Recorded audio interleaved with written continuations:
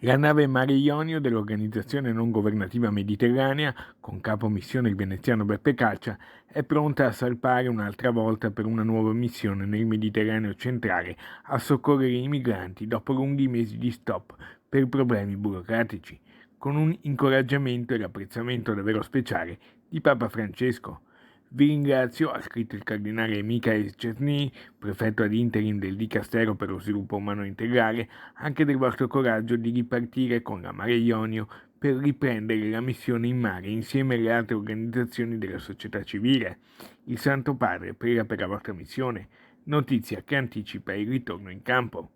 Don Mattia Ferrari, il cappellano della piattaforma umanitaria, aveva scritto a sua volta un messaggio a Papa Francesco in occasione del suo compleanno.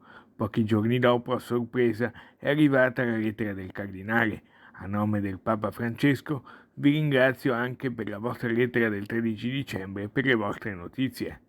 Insieme ai miei più sinceri auguri, estendo quelli di Papa Francesco a tutta la Mediterranea Saving Humans e a quanti, insieme con voi, collaborano alla missione e alla creazione di un mondo in cui possiamo davvero essere fratelli e sorelle tutti, si legge nella missiva. Ora il ritorno in mare.